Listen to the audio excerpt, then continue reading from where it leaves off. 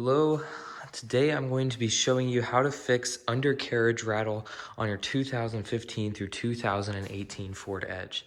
Now, undercarriage rattle happens basically when you're on the highway and you hear a little tapping sound underneath the seat of your car. It usually happens in crosswind situations or anything like that. It's when this plastic panel, see I'm just tapping on it like that, makes a rattling sound that gets louder and louder with the wind.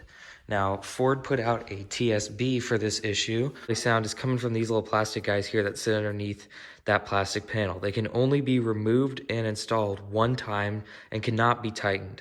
Basically, on the factory design, they end up coming loose and then problems happen.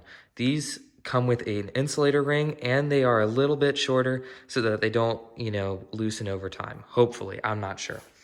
But the technical service bulletin, if you buy it from the dealership, will come with instructions on how to do this. But I just figured I'd make a video just to show you in case you were worried. My dealership charged me $27.55 for this fix. If you're under warranty, it's going to be completely free. Just to confirm, that is the part number you're looking for right here. You just read that off to the guy on the phone and see if they have it. And like I said, it should be about $27. So all you're going to need for this job is the parts here. You're going to need a 10 millimeter ratchet, needle nose pliers, and probably a mallet. So I'm going to go ahead and get started. All right, so here is the panel we were talking about, just in better light. And those plastic clips I was talking about are located right here. There should be three of them running down. There's one, there's two, so this is the middle one, and then there's going to be one in that little concave right there. Those guys are the ones making the sound when I'm knocking on it. So what you're going to need to do is the TSB recommends removing this entire panel, going up and down the vehicle. That would take forever. But basically what I did was I removed these front ones basically right here towards the door of the car. If you remove them running down the length of the car, they're just 10 millimeter.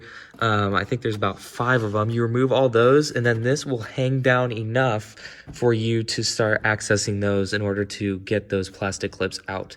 So I'm going to go ahead and remove those real quick, and then I'll get back with the next step. All right, so I just went ahead and removed these, and one thing I would say about these is that they are not exactly like just nuts and bolts. So they're a little bit smaller. It's just kind of like a stamped steel sort of thing. So if you just have a regular 10 millimeter socket, you might have a hard time, gripping onto them super well. So just, kind of stay with it, be kind of hard on it. If you live in an area with a lot of salt, this will kind of end up being an issue. Like, this vehicle's only 2 years old and I was already having a hard time getting these off. So I mean, I guess your luck varies there. If your vehicle's a lot older, maybe look on to trying to get a 9 millimeter on there. You might have to hammer it on, but it could be a little bit of a tighter fit there, or look for some sort of automated air ratchet sort of way. I used a screwdriver thing. That works really well for getting under here.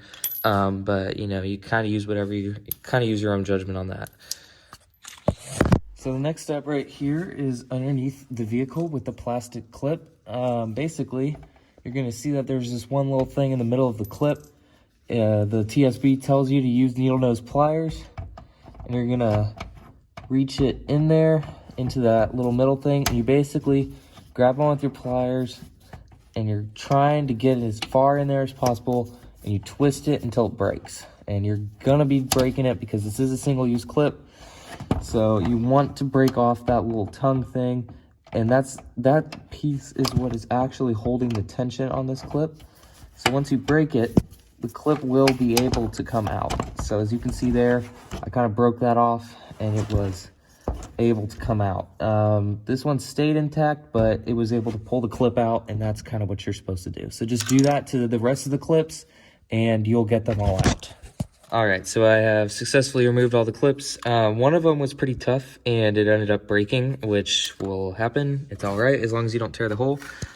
Basically what I ended up doing was right there was where it mounted, where I'm pointing my light, that's where that whole thing went together. I was able to get enough leverage from the side that I just got my pliers in there and basically broke it. If it gets stuck, basically breaking it is going to be your only option to get it out of there. Just make sure not to rip the felt liner. It'd be pretty hard to do that, but that'll be fine. You don't need to be afraid to really yank on these things. It's going into the metal body, so your plastic clip isn't going to break that. So also make sure you remove these little guys from the top of where the clips go into. This is kind of what has failed in the old design. This is what's supposed to insulate between the frame and all that, between the frame and the liner and the clip. Those just sit on top. They should be pretty loose. TSB says you may have to cut them, but I think that's kind of what has failed on this one, is this was kind of supposed to be, you know, tucked in somewhere, and it wasn't. So the new design does not have these, but, well, they don't look like this. But, yeah, you're going to want to go ahead and remove those. So the next thing you're going to need to gather is the new 3 clips, the foam rings. You're going to want to put those on first. Those go onto the bottom of the clip. You just kind of slip them over, leave them there. Then you're going to need the new retainer piece that replaces this retainer. It's basically the same sort of thing. It just doesn't have all these on there. Instead of this plastic, you have the foam. So that's kind of where everything changes and hopefully fixes that. And like I said, also this is a tad bit shorter, so it doesn't have as much little, you know, wiggle room. Basically, what you're going to do is you're going to end up putting this in here like that, and then you're going to put the retainer in with the little teeth end facing towards the vehicle. And you're going to put that on top to kind of lock it between the liner. So unfortunately, I cannot do it with one hand, but I'll go ahead and show you what the end product looks like once I get it done. All right, so I went ahead and got it into the retainer right there, and it's okay if your clip's a little loose. It should just dangle like that. The retainer doesn't keep it like super tight, but as long as your clip isn't falling out and everything is fairly snug, you just go ahead and repeat that for the remaining 2. Your next step, let me see if I can get this lined up pretty good, is going to be to get the clip, you know, locked into the frame. So basically, you're going to want to push up the whole felt liner, and you kind of feel where the clip gets a little bit snug. It's not just loose and floating around. You can kind of feel it, inch it into the slot. And the TSB says to just push firmly, but I find that you kind of need to push a little too firm. So basically what I do is I get it into the slot, and I get kind of one finger there, and then I just hit it with the mallet a few times, and that's going to get it locked into place. I'm going to get it just like that. I'm going to, and the clip gets really locked into place just like that. It's not moving around, and you're going to want to repeat that for the remaining 2.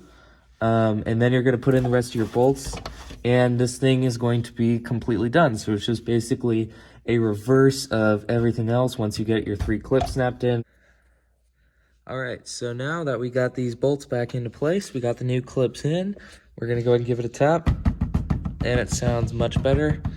You can kind of hear metal vibrating, but that's just because the exhaust is right there. It's kind of resonating through the whole frame, but you're not hearing any more flapping around or anything like that. This panel is much more tight. You can definitely feel it. You're going to want to make sure to get these guys in pretty tight again, just to make sure this isn't going to come loose ever again. The kit from the TSB does come with enough of these to do the other side. I went ahead and did that one already. But once you do both sides of this, and once you do one side, you're going to be able to do the second one a lot faster. Once you get this done, you know, that'll be a huge quality of life improvement for the Edge, and then you know nothing will happen. So it's good to get those old clips out of there.